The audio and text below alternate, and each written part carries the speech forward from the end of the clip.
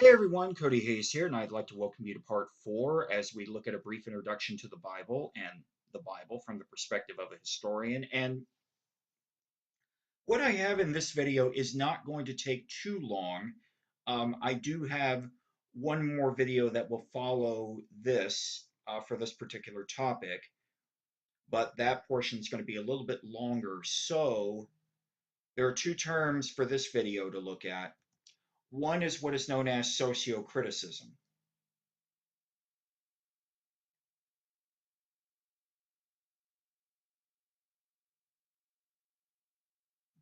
Well, sociocriticism examines a text from the time period in which it was written in.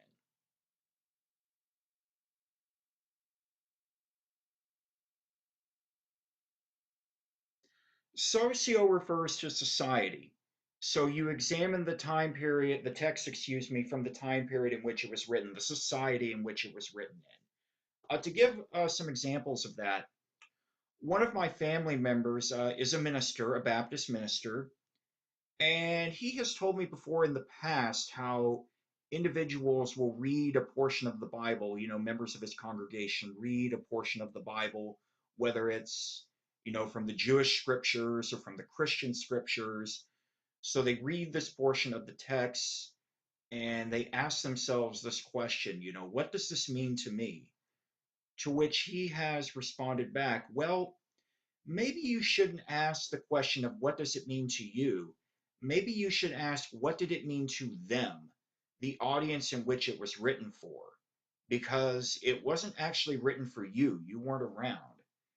And to emphasize that point a little further, I'm going to read a portion of a textbook for the New Testament that was written by Joseph B. Tyson. This was a textbook that was used in classes back in the 1980s, I'd say mid 1980s into the 1990s. I happened to grab this from Missouri State University when they were throwing out a bunch of their former textbooks. Um, but Tyson is an Eremitis professor from Southern Methodist University, I believe. But this is something that he wrote regarding the book of Revelation. The revelation of John has been the object of a wide diversity of interpretation. Many today understand it as intended for a modern audience and attempt to interpret its symbols as 20th century figures and events. And now we can say 21st century figures and events. It is inevitable that some Christians will see their own time reflected and anticipated in a book that is regarded as sacred, and Revelation's obscurity lends itself to this tendency.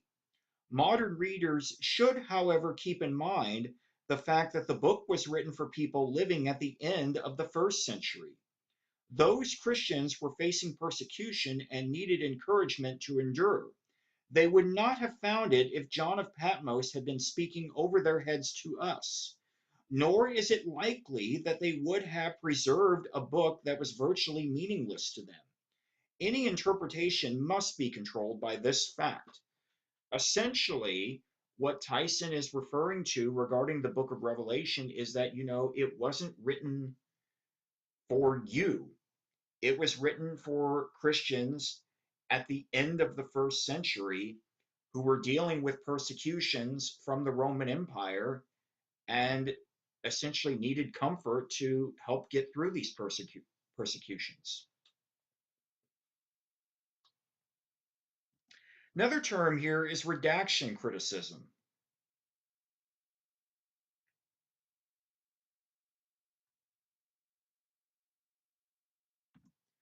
Well, redaction criticism looks to changes made to a text by a copyist or an editor.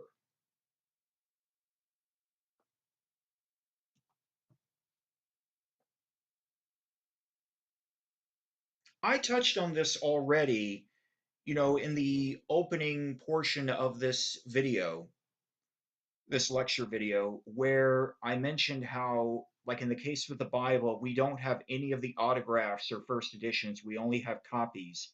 And copyists change things, sometimes by accident, they wrote something down wrong, or other times with intent. The notion this is horribly written and I can do a much better job.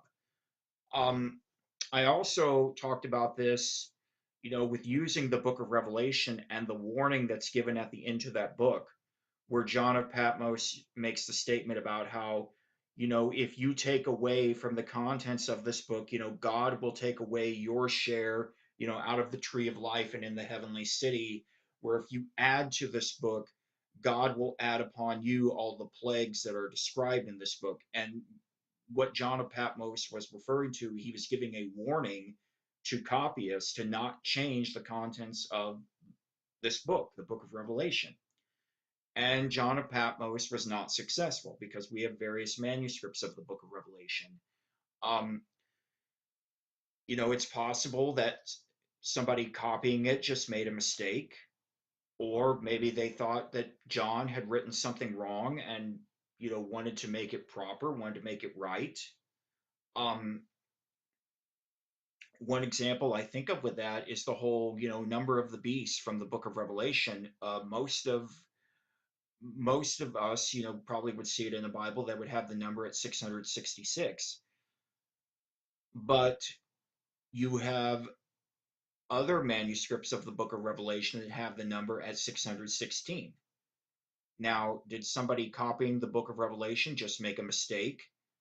Was the number originally 616 and then it was accidentally changed to 666?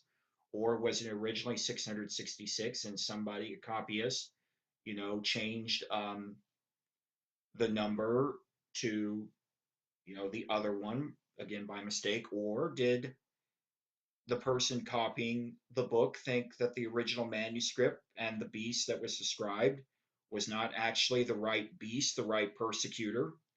And so the author wanted to change it to make the beast be the actual individual involved in the persecution of Christians. We don't know for certain because we don't know whether the copyist just accidentally made a mistake or what his or her motivations might have been. But to give another example with redaction criticism, and we would have to see proof of this, but there's a part of me that suspects very heavily that if we found a manuscript of the book of Genesis older than what we currently have, I have a feeling that we would find chapter 1 of Genesis, but not chapter 2. And the reason why I say that is because there's two creation stories in Genesis, chapter 1 and chapter 2. Chapter 2, though, is more developed. It's more detailed. So a part of me suspects that chapter 1 shows the early creation account, but somebody copying Genesis, essentially a scribe, thought that chapter 1 was just a horrible description of creation. So he or she wanted to make something better. And that's where you have chapter 2. Now, again, unless we found a manuscript of the book of Revelation, or excuse me, of Genesis older than what we currently have, we wouldn't be able to prove this. But that's the argument that I'm putting forward here. Well, like I said, there's one more area that we need to look at from looking at the Bible from the perspective of a historian. So we will do that next time.